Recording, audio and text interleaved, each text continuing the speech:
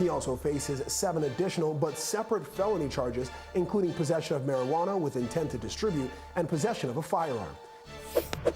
5:21 a.m. Atlanta, Georgia. According to federal prosecutors, a 56-count indictment tied to an Atlanta-based organization revealed connections between music, narcotics, and coordinated criminal activity. And just before dawn, agents executed a raid on the primary residence linked to the case, where multiple kilograms of drugs and firearms were recovered. But what began as an investigation into individuals quickly expanded into something far more structured, because this wasn't just association, this was organization. Like and subscribe if you want to see how this system actually worked. By the time the operation went live, the perimeter had already been sealed. No sirens, no lights, just controlled movement as more than 180 federal and local agents moved into position around the Atlanta residence, locking down every access point within seconds. Vehicles blocked surrounding streets. Tactical units stacked at entry points. Surveillance teams monitored every angle. This was not a routine arrest. This was a coordinated takedown built on months of investigation, and the objective was already defined before the first breach. The target was Young Thug, a globally recognized artist tied to what federal prosecutors described as a 56-count RICO indictment involving more than 28 individuals connected to a structured organization operating across Atlanta. On the surface, everything aligned with success. Record deals, streaming revenue, public appearances. But behind that image, investigators believed something else had been operating in parallel. The case did not begin with drugs. It began with patterns. Over a 2-year investigation, analysts identified repeated overlaps across multiple incidents, shootings, narcotics activity, and coordinated movement between known individuals. At least 17 separate cases shared common names, locations, or communication points. That was the first signal. From there, the investigation escalated quickly. Financial activity was reviewed, communication logs analyzed, locations mapped. What initially appeared disconnected began to align.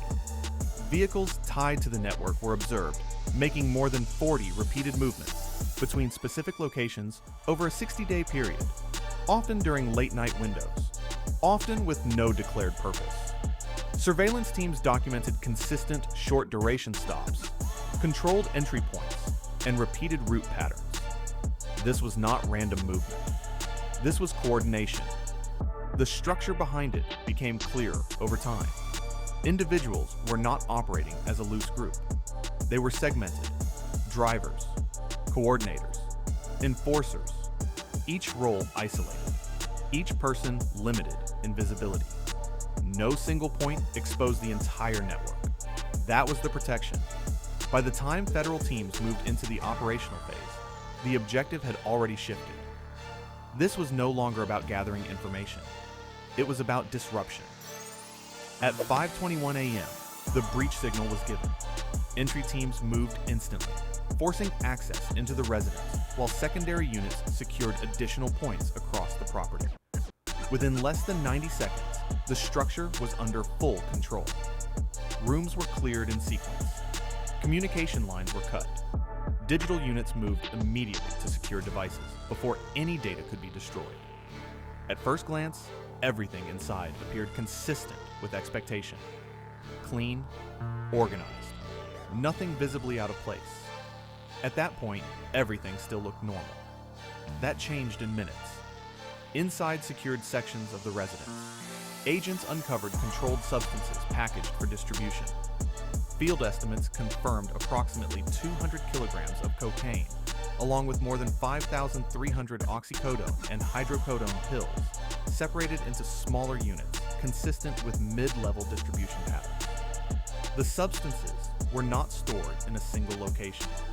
They were distributed across multiple areas of the property, indicating movement rather than static storage. Additional materials were recovered alongside the narcotics. Digital scales, packaging equipment, storage containers, all consistent with handling and redistribution rather than personal use. This was not incidental possession. This was structured activity. Firearms were also located throughout the residence. A total of 11 weapons were recovered, including several modified rifles and handguns, some without serial registration. The placement of those weapons was strategic, positioned in accessible areas rather than secured storage, aligning with operational readiness rather than protection. The arrest had been completed in under 30 minutes. The property was secured. The target was in custody. But for federal investigators, that was only the beginning, because what had been recovered inside the residence was not just evidence of individual activity. It was a fragment of a much larger system. And systems do not stop when one person is removed. They expand. The first layer to be processed was the physical evidence. The narcotics recovered inside the property were not random quantities or leftover stock. They were structured. Approximately 4.8 kilograms of cocaine divided into distribution-level packages. More than 2,300 opioid pills, including oxycodone and hydrocodone, separated into units consistent with controlled resale. Digital scales, packaging materials, storage containers, every element aligned with movement, not consumption. This was not personal use. This was supply. The way those materials were positioned inside the residence told an even more important story. They were not centralized in a single hidden location. They were distributed across multiple rooms, separate compartments, and accessible points. That pattern indicated something critical. The residence was not acting as storage. It was acting as a transfer point, a node within a system designed for continuous flow. Firearms reinforced that conclusion. 11 weapons recovered, several modified, some lacking serial registration, positioned for access, not security. This was not defensive placement. This was operational readiness. Combined with the narcotics, it established a clear function. The location was active, not dormant, but the physical evidence was only the surface level. The real expansion began when digital forensics teams started processing the devices recovered from the scene. Multiple phones, encrypted communication platforms, contact logs, transaction records. Within hours, investigators identified communication links spanning more than 20 individuals connected through coordinated activity. Not all communicating directly, not all aware of each other, but all tied to the same operational flow. That was the design. The structure did not rely on a traditional hierarchy.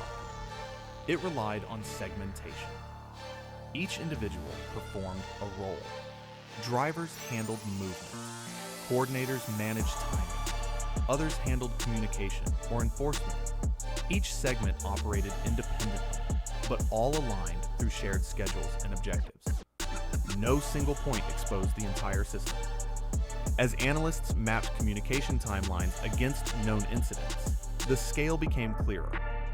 Over a period of more than 24 months, at least 35 coordinated movements of narcotics were linked to individuals connected to the network. Each movement timed, each route adjusted, each operation structured to minimize exposure. Financial records added another dimension. Investigators identified more than $6.5 million in transaction flows tied to accounts connected to individuals within the network. Funds moved through multiple layers, broken into smaller transfers, routed across business entities, then reassembled. Payments labeled as consulting, production, or service fees. On the surface, legitimate. Under analysis, structured. That financial flow supported the operational structure. Money moved, product moved, information moved, all within a system designed to appear compliant while functioning outside of it. As the investigation expanded beyond the residence, additional locations were targeted. Multiple properties linked to the same network were searched. Vehicles were seized. Additional individuals were taken into custody. Each new piece of evidence reinforced the same conclusion. This was not a loose association. This was organized. Federal prosecutors moved quickly to formalize charges. a 56-count indictment covering racketeering, narcotics distribution, conspiracy, and firearms violations. Each charge built not just on individual actions, but on the structure itself. Because under RICO law, the system is the crime. And once that system is exposed, everything connected to it becomes part of the case. The impact was immediate. Communications within the network dropped. Activity slowed. Known routes stopped operating. Individuals who had functioned within isolated roles were suddenly disconnected. Without coordination, the system could not sustain itself. Within weeks, more arrests followed. Additional defendants tied to the same structure were identified and charged, some directly involved in narcotics distribution, others linked through coordination, financing, or support roles. The network did not collapse all at once. It fractured, piece by piece. But the most important part of the case was not the number of arrests. It was the method. Because what investigators uncovered was not a system operating outside the law. It was a system designed to operate within it. Everything about the structure relied on legitimacy, public image, business activity, legal ownership, financial compliance. Each layer used to reduce suspicion rather than create it. The more legitimate it appeared, the less it was questioned. That is what allowed it to function. Not invisibility, credibility. And that is what made it dangerous. Because the system did not break the rules in obvious ways. It adapted to them. It used them. It moved through them. The presence of a high-profile figure at the center amplified that effect. Influence created distance. Visibility created protection. The assumption of legitimacy became a shield. But once that assumption was removed, the structure could no longer hold. Now, the individuals involved face decades in federal prison. Racketeering charges alone carry severe sentencing.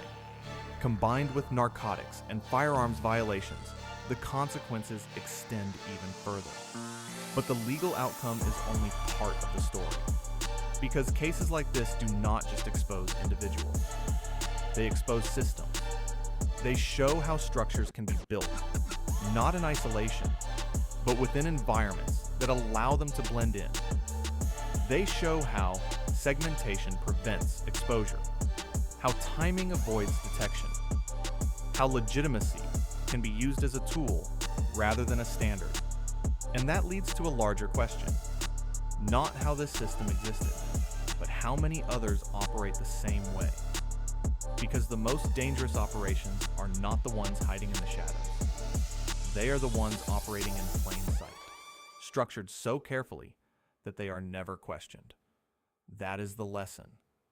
The system was not invisible. It was accepted.